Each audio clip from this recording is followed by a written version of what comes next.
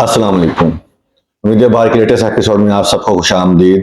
आज भी हमारे साथ गुफ्तगू में शरीक महफिल हैं फासलीम साहब। जी अस्सलाम वालेकुम। जी वालेकुम अस्सलाम। ये सबसे पहले जो आज के टॉपिक्स में जो टॉपिक्स डिस्कस हम करेंगे, जो बात हम करेंगे वो है महंगाई के हवाले से फ्यूल प्राइसेस। कल मैं देख रहा था मरीम औरंगजेब साहबा का जब लास्ट गवर्नमेंट थी, गुज़िश्ता गवर्नमेंट, उसमें इमरान खान साहब को तनकीद कर 12 रुपए इकट्ठे आपने बढ़ा दिए रातों रात, रात की तरीके में, कोई शर्म नहीं, कोई हया नहीं।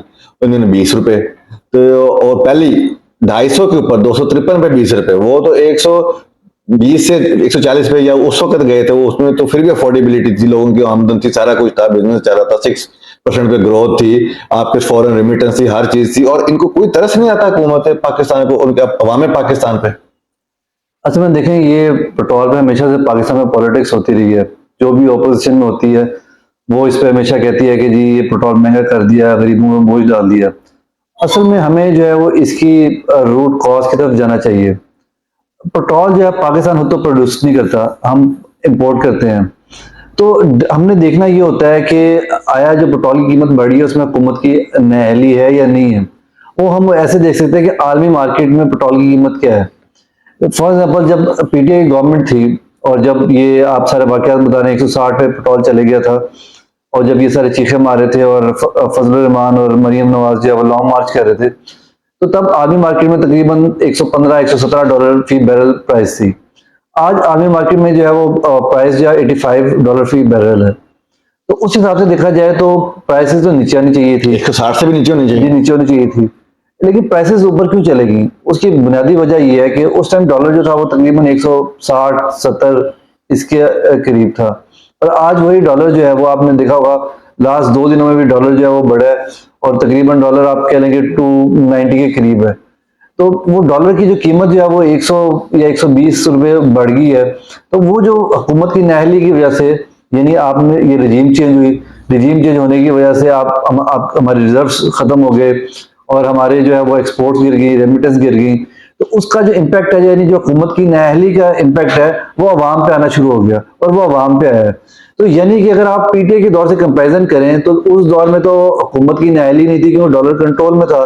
आज हुकूमत की वाकई में नाअहली है क्योंकि डॉलर की कंट्रोल में ना होने की वजह से हमें ये प्राइस पे करनी पड़ रही है, वरना आर्मी मार्केट में तो कीमत जैसे क्वेश्चन जो फहद आपसे पूछने वाला है कि पॉलिटिक्स जो जो आज जो गवर्नमेंट है, उस वक्त अपोजिशन थी, उस वक्त जो पॉलिटिक्स खेल रहे थे, जो भी आपने सारी चीजें ठीक है, वो ठीक है और जस्टिफाइड किसी ना किसी हद पे किसी लेवल पे होगा।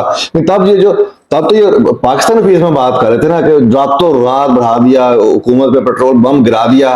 तो आज ये क्या कर रहे हैं? वो तो सारी चीजें एक साइड है, लेकिन जो पॉलिटिक्स ये खेलते थे, तो आज जो कर रहे हैं, और जो इमरान खान साहब भी खामोश है, इस पे किसी का कोई रिबटल नहीं, कुछ नहीं। अवाम तो पिस गए ना, उनकी तो कुव्वत खरीद पहले कम है। देखिए, असल में सबसे जो इसके अंदर आप देखेंगे जो अफसोसनाक बात है ना, वो मीडिया का जो है वो रिस्पॉन्स है। क्योंकि पॉलिटिकल पार्टी से तो अपने भी इंटरेस्ट होते हैं, जाहिर जो अपोजिशन होती है उसने गवर्नमेंट पे तनकीद करनी होती है, जो गवर्नमेंट होती है उसने अपनी नाअहली छुपानी होती है। लेकिन जो मीडिया का काम ये है कि अवाम तक जो है वो फैक्ट्स पहुंचाना। तो वो लोग फॉर एग्जाम्पल तलत हुसैन जैसे लोग, या मंसूर अली खान या गरीदा फरूकी, वो लोग जो उस टाइम लोगों को चीख चीख के बताते थे कि गरीब मारा गया और 150 रुपए का पेट्रोल हो गया, आज वो लोग कहाँ पे हैं? सबसे इंपॉर्टेंट सवाल ये है। यानी ये जो रिजीम चेंज हुआ है, इससे अवाम के अंदर जो शऊर आया उससे जो है वो बहुत सारे चेहरे भी एक्सपोज हुए हैं। यानी ये लोग, इनको अवाम की कोई फिक्र नहीं है, ये इनको फिक्र है अपने बच्चों की। ये अपने बच्चों का मुस्तकबिल सिक्योर करना चाहते हैं ताकि आप ज्यादा पैसा कमा सकें, ज्यादा बड़ी तनख्वाहें मिले मीडिया चैनल्स पे। किसी को अलीम खान के चैनल पे नौकरी मिल रही है, किसी को जियो पे नौकरी मिल रही है, और मुंह मांगी कीमत पे मिल रही है। तो इनके बच्चे बाहर पढ़ने जा रहे हैं, इनका मुस्तकबिल सिक्योर हो रहा है। तो अवाम को ऐसे जो साफी हैं उनका बाइकआउट करना चाहिए। लेकिन इनके एक्सपोज होने से अवाम के मसाइल का तदारक कैसे होगा? अवाम किधर जाए? उनका क्या, उनका निजात दहिंदा कौन बनेगा? या अवाम अपने हाथ में सारी चीजें? अवाम का देखिए, अवाम का तो देखें, ये तो अल्लाह ताला ने अपने कुरान में जो है बता दिया हुआ है कि जब तक कोई कौम अपनी हालत खुद ना बदलना चाहे, अल्लाह उनकी हालात नहीं बदलता।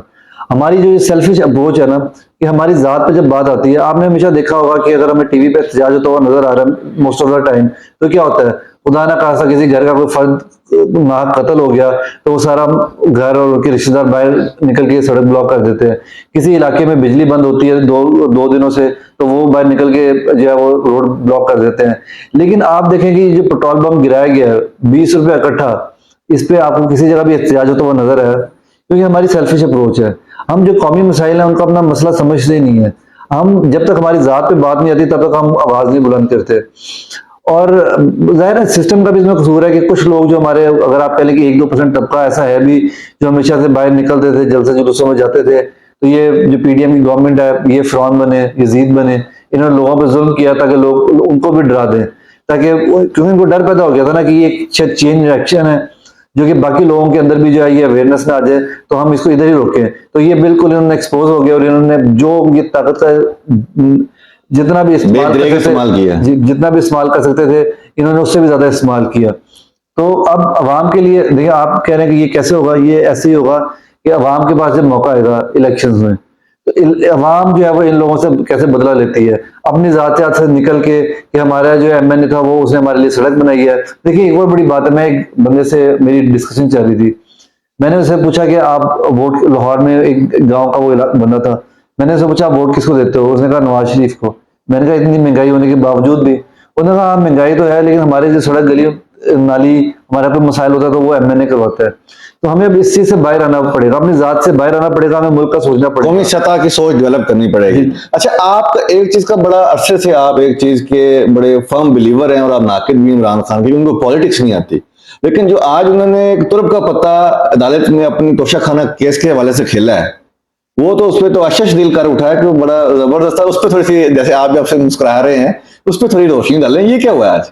असल में वो भी देखें, असल में होता ही है कि आप देखें एक कंपनी, मैं आपको मिसाल दूंगा गल्फ की, एमिरेट्स की आप मिसाल ले लें, आप जो है वो किसी और एयरलाइन की ले लें या अरामको या इनकी ले लें, उनके पास उनका जो हेड होता है उसके पास जब अगर एक्सपर्टीज नहीं होती ना तो अपने साथ वो एडवाइजर ऐसे रख लेते हैं, सीईओ ऐसे लगा लेते हैं जो उस चीज के एक्सपर्ट होते हैं, जो कि उन्होंने आप समझ लें पीआई के जो काबिल बंदे थे उनको उठाया, गोरों को उठाया।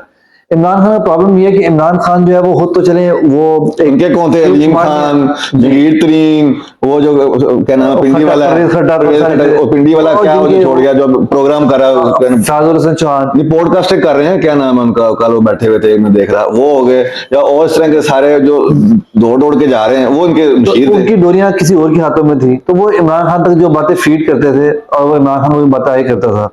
अब यहाँ पे आपको वही चीज जो है ना वो चेंज नजर आई है, आमिर कहनी बिल्कुल।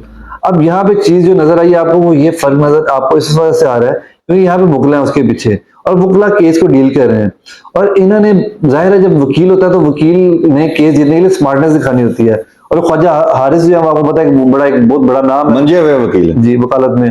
तो उन्होंने क्योंकि नजर तो पहले दिन से आ रहा था कि जो दिलावर, हुमायूं दिलावर या जो भी उसका नाम है दिलावर खान, वो जो जज है वो स्पेशल जो है वो किसी के रिक्वेस्ट पे आमिर फरूक जो चीफ जस्टिस है इस्लामाबाद हाई कोर्ट का जो टाउट है जज, उसने नून लीग के कहने पे उसको वहां पे लगाया और वो आया इस मकसद के लिए था। तो आज लग ये रहा था कि आज जो इमरान खान का बयान को वो फोर्स कर रहे थे कि इमरान खान आगे बयान दे, और वो शायद आखिरी स्टेप होता है, और उसके बाद लग ये रहा था कि वो आज ही फैसला दे देंगे।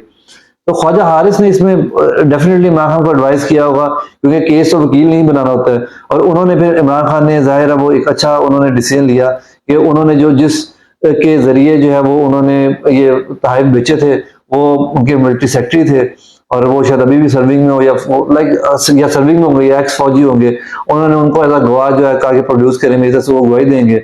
और आपको पता है कि इस यहाँ पे आके जो है वो ये पीडीएम जैसे लोगों के पर जल जाते हैं, और अब देखते हैं कि आगे क्या होता है। लेकिन जाहिर है ये स्मार्ट मूव काउंट की जाएगी, ये जबरदस्त मूव थी क्योंकि इसमें रीजन एक और भी है ना। अब अगर देखें कि आप कहते हैं कि एक इमरान खान ने गलत तरीके से काम किया है, तो अगर उसकी मिलिट्री सेक्रेटरी के जरिए वो काम हुआ तो फिर तो आपको मिलिट्री सेक्रेटरी को भी अकाउंटेबल करना पड़ेगा, वो उसको भी सजा देनी पड़ेगी। बिल्कुल ठीक है, चलें ये तो अब देखेंगे तो जैसे सिचुएशन डेवलप हो इसके ऊपर हमें मजीद मालूमात मिलेगी, इस पर हम रिपोर्ट करते रहेंगे। इन दी मीन टाइम एक बड़ा हजारा डिवीजन में एबटाबाद और डैम है, वहां पे अब ये बाई इलेक्शन हो रहे हैं जो आपके लोकल बॉडीज होते हैं, इसका क्या ये क्या टाइम इसका सेलेक्ट किया? 9 दिन में हुकूमत जाने वाली है, तो ये क्या टाइम आया और इस पे क्या सारी डेवलपमेंट? देखिए अब इसमें देखते हैं कि वो ये तहसील हवेलिया में और पेशावर की एक तहसील का डेथ हो गई थी जो उनका मेयर सेलेक्ट हुआ था, तो उधर वहां पे बाई इलेक्शन हो रहे हैं। अब इसमें देखिए एक चीज तो ये है कि इसमें अब आपको मुश्किल लग रहा है सिक्योरिटी कंसर्न्स कि ये इलेक्शन, मुझे तो लगता है ये इलेक्शन से भाग जाएंगे। जैसे आपने इलेक्शन कमीशन का भी देखा कि एक मुज़क्किर खेज उसने नोटिफिकेशन जारी किया कि जो पीटीआई का कैंडिडेट था हवेलियां का, उसको कहा कि जी आपने जलसा क्यों किया, इलेक्शन कैंपेन में जलसा नहीं करेंगे तो क्या करेंगे।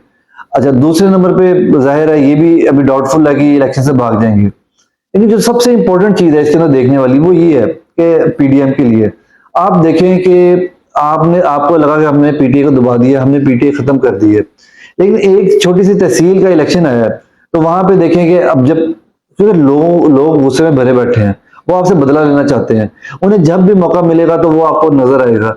और वो तहसील हवेलियां में और वहां पेशावर में आपको नजर आना शुरू हो गया।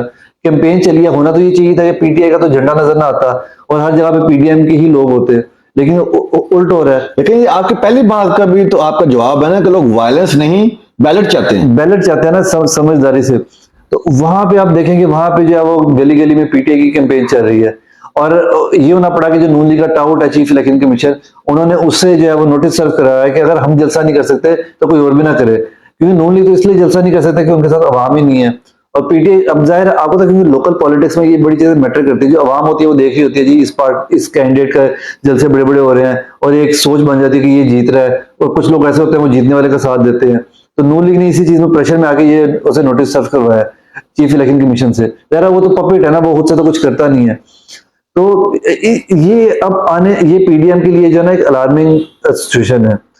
अभी जब आने वाला इलेक्शन है, जब जनरल इलेक्शन होगा, जब हर बंदा एक कैंपेन मोड में होगा, तो आप जितने मर्जी ये बिल पास कर लें तो नहीं तो फार ये जो आप ये तो तहसील लेवल की बात कर रहे हैं, तो नेशनल इलेक्शन आने वाला है, आज यकम है, 8-9 का ये ऐलान कर रहे हैं, 10 मैक्सिमम तो 11 ही है, 12 में तो ऑटोमेटिक हुकूमत खत्म हो जाएगी, यानी 10-1.5 हफ्ता है। और 1.5 हफ्ते के बाद पीएमएलएन और वो जो पीपल पार्टी है इनकी तो रिफ्ट नजर आ रही है, और छोटी पार्टियां नजर, ये तो उसको कीड़े मकोड़े समझ रहे हैं। आज भी हमारे प्राइम मिनिस्टर जो हैं शहबाज शरीफ साहब, बाप पार्टी के सारे मेंबरों से मिले हैं, उनको उन्होंने बाज़ाब्ता तौर पर पीएमएलएन में शामिल होने की दावत दे दिया, उन्होंने मुशावरत के लिए वक्त मांग लिया। तो ये सिचुएशन जो पीडीएम की इटसेल्फ है वो भी किस तरह ग्रो होती नजर आ रही है आपको, और फिर इंटरम सेटअप के लिए ये करंट गवर्नमेंट जो रजीम सिस्टम बैठी है और एस्टेब्लिशमेंट के मामला, क्योंकि डिसीजन मेकर्स कहीं ना कहीं तो उनके हाथ में भी वो है, वो चाहते हैं कि जो इकोनॉमिक टीम है इंटरम सेटअप में वो आए, इनका अपने मकासद हैं। और इलेक्शन भी बहुत सारे लोग तो कल मंजूर हसन कहते मुझे ख्वाब आ गया कि इलेक्शन ही नहीं होंगे। तो ये सारा ये तो बहुत ही कॉम्प्लेक्स सिचुएशन बन गई, और टाइम 10 दिन है सिर्फ। असल में इसमें मैं आपको हज़रत अली के कॉल एक यानी आप देखेंगे उन्होंने बड़ी जबरदस्त बात की थी कि जो दुश्मन का दुश्मन होता है वो दोस्त होता है। बेसिकली पीपल पार्टी और नून लीग जो वो आग और पानी है, ये कभी भी इकट्ठे हो नहीं सकते, क्योंकि ये दो खानदान है, दो ये बादशाह हैं, वो बादशाहत की जंग है, और एक दूसरे को लूटना होता है। पहले तो इन्होंने मुकम्मल किया होता था, एक दफा बारी तुम लूट लो, एक बारी मैं लूट लूंगा, लोगों को दिखाएंगे, तुम अपने वोटर्स को कहना कि मैं करप्ट हूं, मैं अपने वोटर्स को कहूंगा तुम करप्ट हो, और ऐसी चीजें चली होती थी। यहाँ तक कि आपने देखा कि जरदारी को नून लीग ने इतना गलीज बना दिया कि मरियम नवाज इमरान खान को डिस्क्रेडिट करने के लिए उस पर इल्जाम लगाती थी जरदारी इमरान भाई भाई। हालांकि पीटीआई का तो कभी भी पीपल पार्टी के साथ कभी भी कोई इत्तेहाद नहीं रहा, लेकिन खुद ये 2008 में भी इन्होंने इत्तेहाद किया। उसके बाद इन्हें जब नजर आया कि और पीटीआई वहीं से पीटीआई को एक बूस्ट मिला, जब इन्हें नजर आया कि पीटीआई को बूस्ट मिला है, ये फिर दिखावे के लिए अलग-अलग हो गए। फिर अब आप देखें कि इन्होंने फिर एक दूसरे के खिलाफ बातें की। वो आपको मशहूर जमाना तकरीर याद होगी शहबाज शरीफ की, कि जब उसने जरदारी का गला पेट फाड़ के पैसा निकालना था और लड़काना कि लाहौर की सड़कों में घसीटना था। आजकल आप वो देखेंगे वो इताज़ ने सही कह के वो उसको ऐसे ऐसे कुत्तों की तरह इशारा करता है जरदारी, और ये शहबाज शरीफ भागा हो जाता है छोटा डॉन। तो अब बात यह है कि ये देखिए ना, ये पास्ट में तो जो सिचुएशन के अंडर सर्कमस्टांसेस जो थे, इमरान खान के खिलाफ इन्होंने इत्तेहाद बना के पीडीएम और पीपल पार्टी ने इत्तेहाद करके गवर्नमेंट बना ली, और 1.5 साल तो गुजर गया, इन्होंने सारों ने हनीमून पीरियड एंजॉय कर लिया, इनके ऊपर आशीर्वाद भी था मुख्तलिफ हलकों की तरफ से। अब जो सिचुएशन आई है तो इनको इकट्ठे रहने में भी बड़ी मुश्किल हो रही है, सारी काविशों के बावजूद। और जो छोटी पार्टियों का नीचे से जो ग्रास रूट है, जो दूसरी जो हमारी जो पार्टियां हैं, बाप होगी या जीडीए होगी, दाएं बाएं जो दूसरी हैं इलाकाई, उनका भी प्रेशर आ रहा है, उनको भी पहुंच कर रहे हैं। देखिए वो ये तो बड़ी सिचुएशन इटसेल्फ इनके खिलाफ हो गई है। मसला तो ये है ना, हाथ से रेत की तरह सिचुएशन वक्त फिसल रहा है। देखिए मसला ये, आप बात को अंडरस्टैंड नहीं कर रहे। मसला ये है कि एक खीर थी जो कि मिलके खा रहे थे। अब क्या हुआ है, अब तो बादशाह, अब वो टाइम खत्म हो गया है, अब बादशाह की जंग है। नवाज शरीफ चाहता है कि मरियम नवाज मलका बने, वो जरदारी चाहता है कि बिलावल भुट्टो मलका बने। तो वो जो है इन दोनों का अब यहाँ पे तो फिर बादशाह की जंग आ खीर खत्म हो गई, अब खीर पकाने वाले बर्तन और लवाजमात रह गए, उस पर कौन कब्जा अब करेगा? अगली तो जो देगा वो चाहते हैं कि हमें मिले, वो चाहेंगे हमें मिले, और कुर्सी पे तख्त पे कौन बैठेगा, तो अब वो वहां पे तो लड़ाई होनी ही है। और दूसरे नंबर पे ये वोटर्स के लिए भी लड़ते हैं। देखिए जैसे मैंने आपको 2008 का कहा, 2008 में ये कट्टे थे, लेकिन 2013 के इलेक्शन से पहले ये अलहदा हो गए वोटर्स को दिखाने के लिए। लेकिन इन्हें अब ये समझ नहीं आ रही कि वोटर जो है ना वो पढ़ा लिखा है।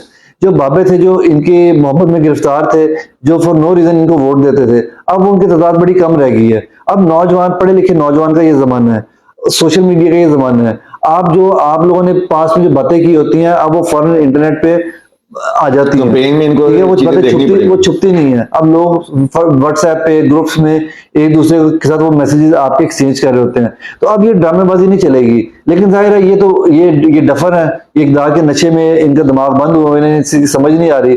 जब जैसे ही ये इलेक्शन कैंपेन स्टार्ट होगी, हर चीज इनके हाथों से निकल जाएगी। तभी ये चाहते हैं कि किसी ना किसी तरीके से इमरान खान को हम जेल में बंद कर दें, ताकि हम आपस में लड़ें। और जो बादशाह में जो भी बैठे, हम में से बैठे, ताकि हमने तो एक दूसरे के साथ मिलजुल के चलना है। यानी वो जो कहते थे, पंजाबी में कहते थे विचो विचो खाई जाओ, उते रौला पाई जाओ। तो अंदर से तो ये दोनों मिलके खाई जा रहे होंगे और ऊपर से रौला भी डाली जा रहे होंगे। जी नाज़रीन, आपने हमारी गुफ्तगू समाअत फरमाई, अपनी आरा का इजहार कीजिए कमेंट्स के जरिए और हमें दीजिए इजाजत। अल्लाह हम सबको हामी व नासिर हो। अल्लाह निगहबान।